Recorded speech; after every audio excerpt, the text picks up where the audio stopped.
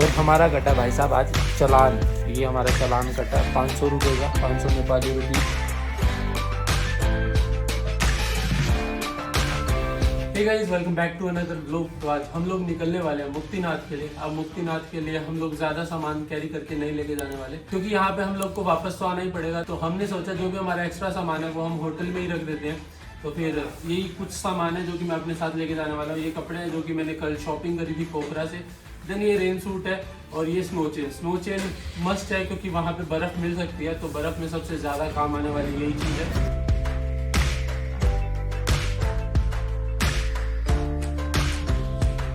तो हम लोग का परमिट भी आ चुका है। ये भावेश का परमिट है, ये मेरा परमिट है। इस परमिट का 1600 चार्ज लगता है ना? इस परमिट का 1600 रुपया लगता है नेपाली। तो हाँ, हम लोगों ने 1600 रुपये पे करे नेपाली रुपये में। तो अगर आप लोग को मुक्तिनाथ जाना है तो फिर आप लोग को भी 1600 पे करने पड़ेंगे, तभी आप लोग जा पाओगे। क्योंकि ये परमिट इम्पोर्टेंट है। जहाँ पे भी चेकिंग हुई और अगर आपके पास परमिट ना हुआ तो आप लोग को वहीं पे रोक लिया जाएगा। तो अब तक मेरी बाइक ने 1200 किलोमीटर का सफ़र तय कर लिया और अभी 600 किलोमीटर पहले मैंने ल्यूब करा था। अब 600 किलोमीटर हो चुके हैं, तो 500-600 किलोमीटर के अंदर हम लोग को वापस से ल्यूब कर लेना चाहिए, वरना चेन धीरे धीरे ख़राब होने लगती है, जंग लगने लगता है। फिलहाल इस पर थोड़ा बहुत तो जंग लगा हुआ है, बट उसकी अभी कोई दिक्कत है नहीं। तो फिलहाल अभी ल्यूब ही कर लेते हैं इसको।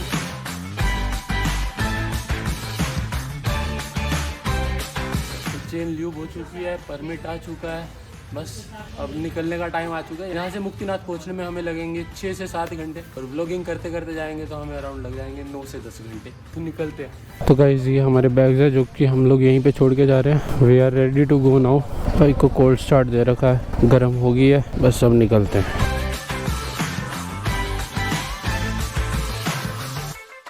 तो अलविदा पोखरा वालों, मिलेंगे 2 दिन बाद। कल या परसों में हम लोग आ जाएंगे वापस। तो कल शॉपिंग कर ली, हमारा कैश भी लगभग खत्म हो गया। मेरे पास रह गया 4000 के करीब और भावेश ने तो 7500 की शॉपिंग कर ली। भावेश के पास रह गया 2500 के आसपास। तो कैश हमें निकलवाना पड़ेगा। हमारे पास 15000 था, नेपाली 15000 था, बट वो अब हो चुका है खत्म। अब हम लोग 5-5000 इंडियन और करवाएंगे और होप करते हैं इन 5000 में हमारा खर्चा हो जाए नेपाल में जो निकलने वाला है। क्योंकि वैसे तो पेट्रोल ही इतना लग जाएगा। अभी पेट्रोल डलवाना ही पड़ेगा यार, पहले पेट्रोल पंप ही लेना पड़ेगा।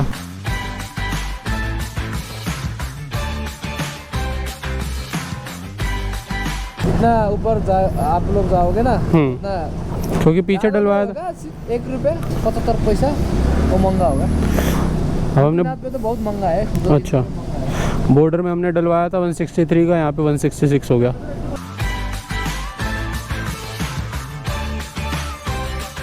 तो दोनों बाइक्स के टैंक हो चुके हैं फुल।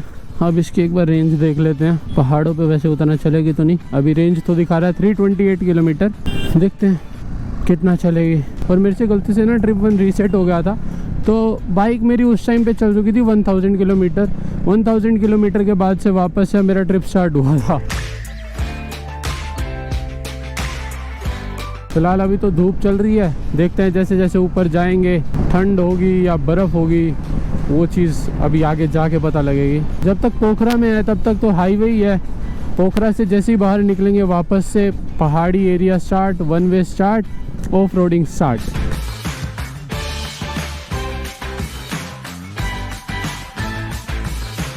तो 1 वे स्टार्ट हो चुका है यहाँ से और ऑफ रोडिंग भी। लगता है पोखरा शहर वहीं तक था। एक दुख लगा मेरे को, पोखरा में ना सबवे नहीं था। मैं सबवे ढूंढ रहा था पोखरा में, मुझे सबवे नहीं मिला। मेरी बहुत इच्छा थी सबवे खाने की। अब मे भी जब हम लोग काठमांडू जाएंगे तो वहाँ पे मिल जाएगा। मिल गया तो बहुत बढ़िया, मजा आ जाएगा। और आज छोटा सा बैग है ना, बाइक बड़ी हल्की हल्की सी हो गई है। पहले शोल्डर पे बैग टांग के रखता था, हैवी हैवी लगता था, बट आज बिल्कुल ऐसे है कि हाँ, कंधे बिल्कुल सुकून में है मेरे।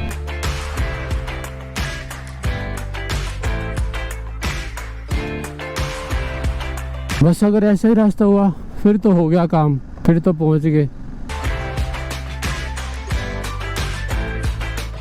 तो अभी पहला ब्रेक लेना पड़ गया, इसकी बाइक में पंचर हो गया। कहाँ बता है? हाँ जी, इंडिया बता। हाँ इंडिया से। कौन था?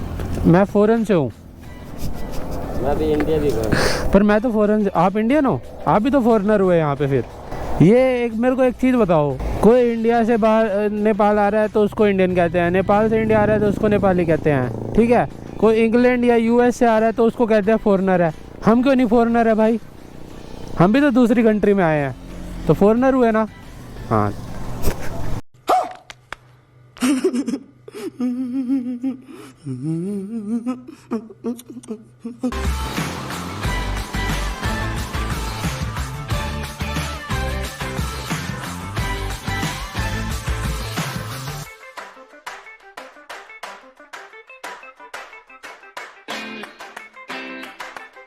तो सामने हमारी बाइक खड़ी है और अभी हम लोग आए थे यहाँ पे।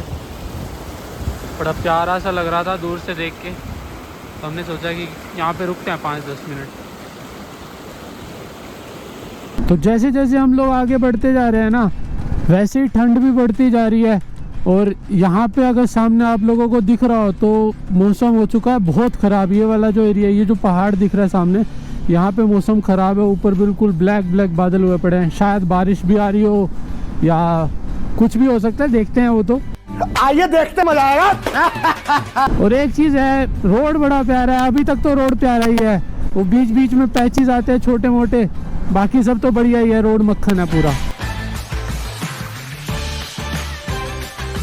जैसे ये है, ये रफ पैचेस कभी हमारी साइड होते हैं कभी उनकी साइड होते हैं, और ये आते बीच बीच में ही हैं, तो इससे इतनी दिक्कत नहीं है। बाकी रोड लगभग ऐसा ही है।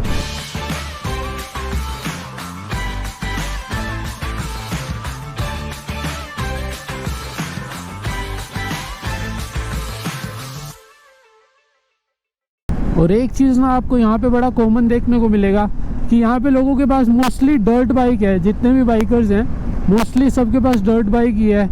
इंडिया में तो मिलती नहीं है इतना इजीली, यहाँ पे डर्ट बाइक ऐसे इतना नॉर्मल है, पता नहीं कैसे। ये डर्ट बाइक मेरे आगे चल रही है एक। और बाकी जो मेरे पास BM है, इसका जो प्राइस है यहाँ पे नेपाल में अराउंड 11 लाख के आसपास है। बहुत महंगी है यहाँ पे तो। और डर्ट बाइक लगती भी वैसे बड़ी प्यारी है ना। ये शायद यहीं का कोई लोकल ब्रांड होगा तो इन लोग को सस्ती पड़ जाती होगी, तो तभी ये लोग डर्ट बाइक ले लेते हैं यहाँ पे। नहीं तो चाहे अपाचे, चाहे मतलब जो भी है, वो बड़ी महंगी है यहाँ पे यार। बाइक क्या, हर चीज़ यहाँ पे महंगी है।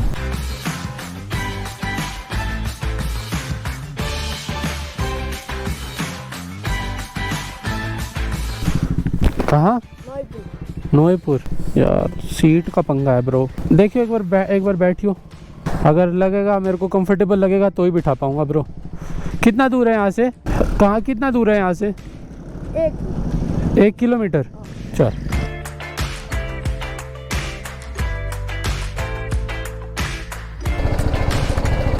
चलो okay, bye bye. Have to check everything. मेरे को डर लगता है, लिफ्ट तो दिया नहीं बट पता नहीं, ऐसे पता नहीं लगता यार। अब किसी पे भी ट्रस्ट करना इजी नहीं है, क्योंकि अगर हर चीज़ इतनी महंगी है ना मेरे पास इस टाइम पे, अगर एक भी चीज़ गई ना तो 50-60 हज़ार का वैसे ही लॉस हो जाना है। चाहे फ़ोन हो, चाहे पर्स हो। चलो पर्स में तो यार वैसे ही बड़ी इंपॉर्टेंट चीज़ें हैं, RC लाइसेंस बाइक की, ये बड़ी इंपॉर्टेंट चीज़ें हैं। ये तो वैसे ही गुम नहीं होना चाहिए पर्स वगैरह तो। धौलागिरी प्रवेश द्वार। तो ये हो गया ऑफ रोडिंग रास्ता यहाँ से स्टार्ट। अब पता नहीं ये रास्ता कितना है, और हम ऐसा ही रास्ता ढूंढ रहे हैं कि हाँ थोड़ा सा आए रास्ता ऐसा। अब तक पीछे से तो प्लेन रोड पे ही आ रहे थे साफ बिल्कुल, बट ये भी तो चाहिए ना। यही तो एक्सपीरियंस करने आए हम लोग नेपाल में भी।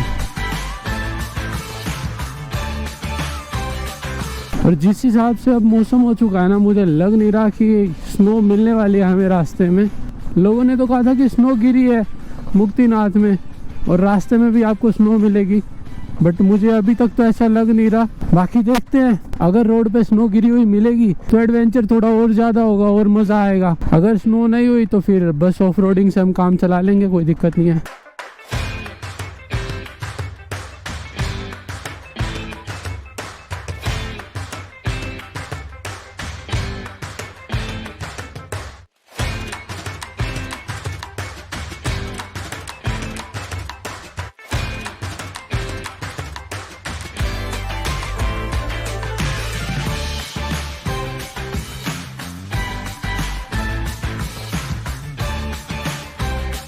ये रास्ता देखो और ये पहाड़ देखो साइड में, तो रास्ता छोटा सा है, ज़्यादा बड़ा नहीं है। एक गाड़ी एक बाइक जा सकती है, बस इतना रास्ता है ये। और साइड में पहाड़ इतने प्यारे लग रहे हैं ना। ये रास्ता जितना अच्छा दिख रहा है उतना ही ज़्यादा ये खतरनाक रास्ता भी है, और पूरा ऑफ रोड ही है यहाँ पे। तो अब हम लोग आ चुके हैं कैंप एरिया में।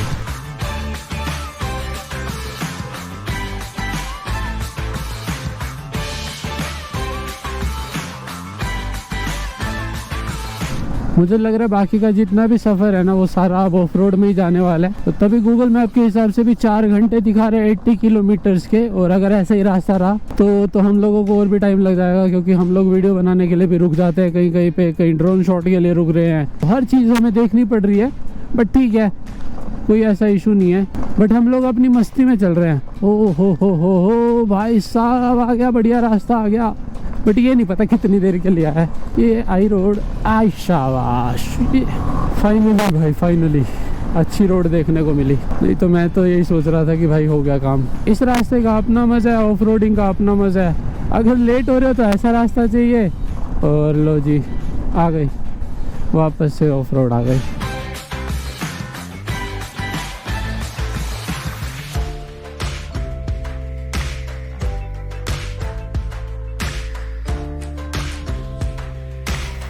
फिलहाल मैं आ चुका हूँ, अभी ब्रेक खोला गांव में, और अभी 6 बज चुकी है। तो कुछ खाने के लिए हम लोग रुके थे, भूख लग रही थी और बहुत गंदा ऑफ रोड चल रहा है यहाँ पे। तो फिर सोचा कि चलो कुछ खा लेते हैं। वैसे तो प्यास लगी थी, बट फिर अब पानी पीने के लिए रुके थे तो सोचा कि चलो कुछ खा भी लिया जाए। कुछ खास तो मिला नहीं है। एक ये पैकेट मिला है जिसमें ज़्यादा हवा है, और ये पैकेट 10 रुपये का है नेपाली। पानी की बोतल 35 रुपये नॉर्मल है।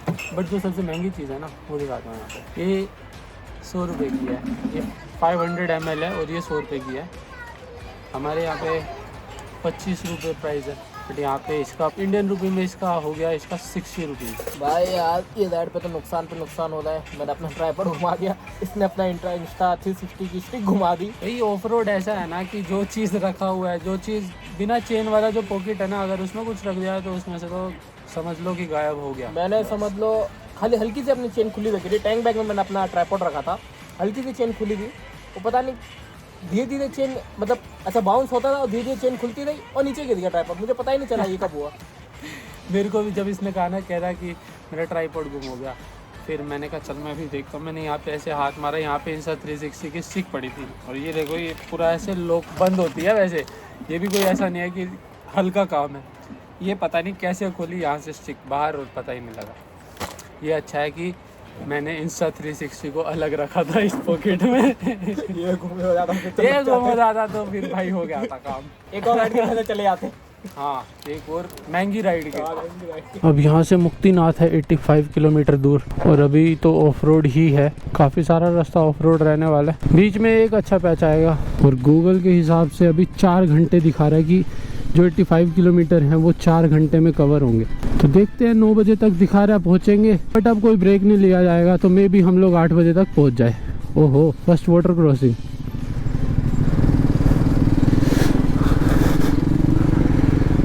आराम से भाई, आराम से।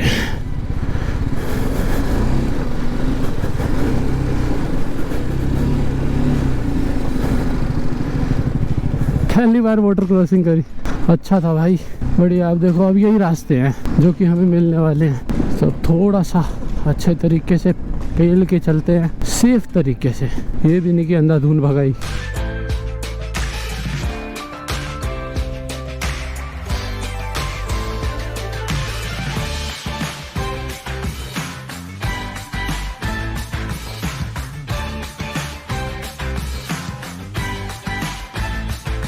बस अब ऐसा ही पैच चाहिए। अगर ऐसा पैच रहा तब तो हम पहुंच जाएंगे 2 घंटे में मुक्तिनाथ। बट अगर वापस से अभी ऑफ रोड स्टार्ट हो गया फिर डिले हो सकता है, क्योंकि ऑफ रोडिंग में रात को और ज़्यादा स्लो हो जाएगी, तरीके से हमें चलानी पड़ेगी। तो देखते हैं। अभी तो फिलहाल अच्छा रोड आया, तो यहाँ पे हम पुश कर सकते हैं।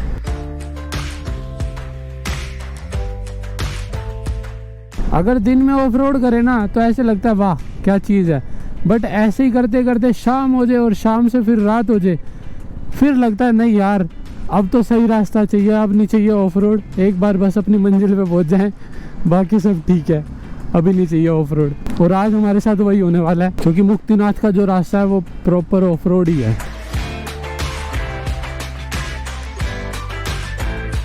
और मेरी बाइक तो फिर भी ऑफ रोडिंग कर लेगी इजीली। रात में थोड़ी मुश्किल आएगी, बट ज़्यादा नहीं रहेगी। भावेश को दिक्कत होगी, क्योंकि भावेश की एडवेंचर नहीं है और उसकी बाइक को स्ट्रगल करना पड़ता है। और ये वाला लैंडस्केप देख के ना मुझे स्पीति की याद आ रही है। स्पीति में भी लगभग ऐसे ही पहाड़ थे। वो जब किन्नौर डिस्ट्रिक्ट में हम लोग पहुँचते हैं ना, तो ऐसा ही पहाड़ होते हैं, और रोड अच्छा होता है। बस वहाँ पे किन्नौर में जो रोड था वो प्यारा था, और पहाड़ ऐसे ही हैं लगभग।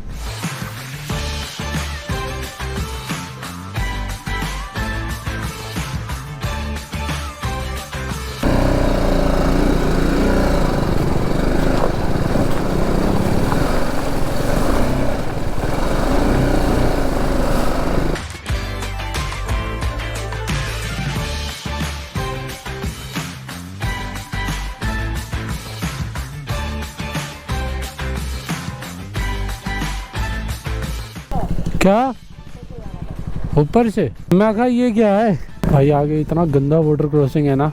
हाँ यहाँ से तो यहाँ फंस जाते हैं। Meanwhile, मुक्तिनाथ सीधे ये। बस भाई साहब बहुत गंदी वाटर क्रॉसिंग आ गई।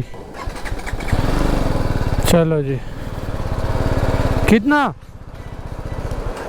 कितना है? चल मैं निकलता हूँ। सो गाइस अब आ गई एक गंदे वाली वाटर क्रॉसिंग।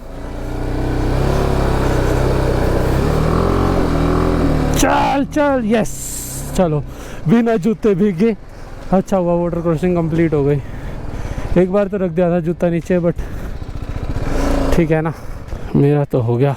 अब भावेश को देखना पड़ेगा। हो जाएगा, इजी है,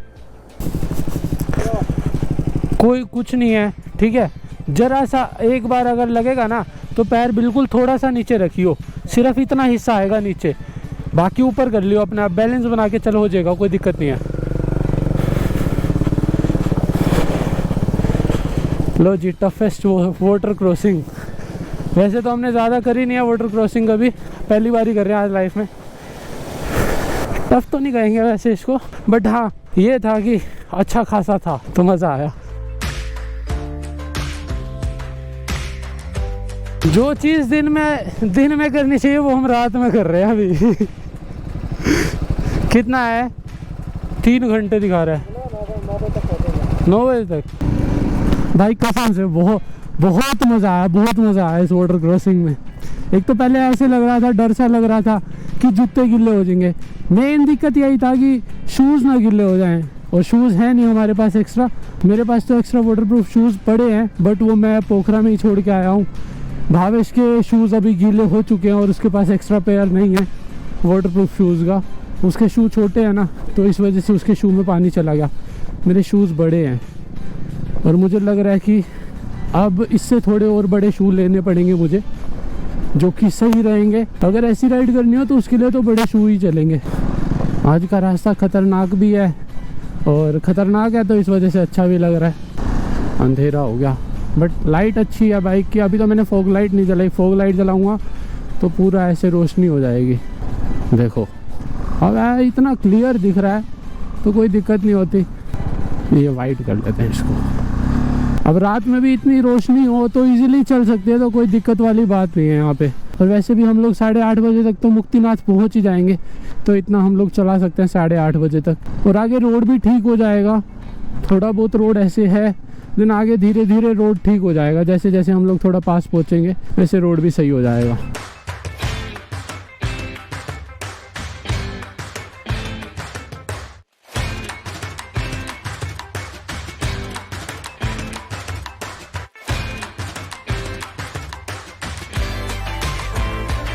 तो अभी हम लोग पहुंच चुके हैं लेते। आज हम लोग मुक्तिनाथ नहीं पहुंच पाए क्योंकि एक तो रोड बहुत ज़्यादा ख़राब था, और हम लोग कुछ शॉर्ट्स वगैरह ले रहे थे, तो उसमें भी हम लोग को काफ़ी टाइम लग गया।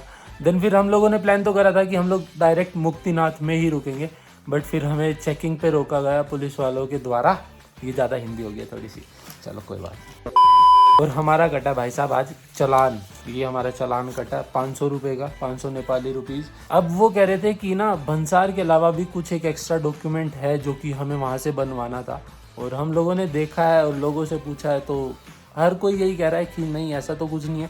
इससे पहले भी हमारी आज दोपहर को भी चेकिंग हुई थी, परसों भी हमारी चेकिंग हुई है, तो जब भी डॉक्यूमेंट दिखाया तब भी ऐसा कुछ वो इशू आया नहीं है पुलिस वालों की वजह से।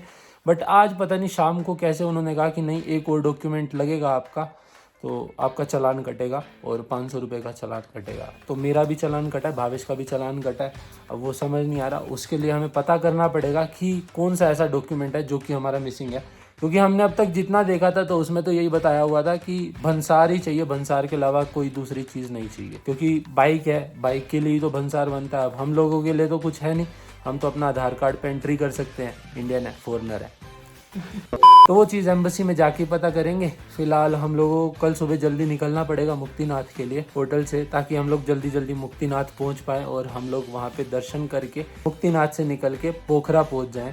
वरना ये जो चालान देख रहे हो ना, ये दोबारा कट सकता है। ये सिर्फ 24 घंटे के लिए अभी वैलिड है।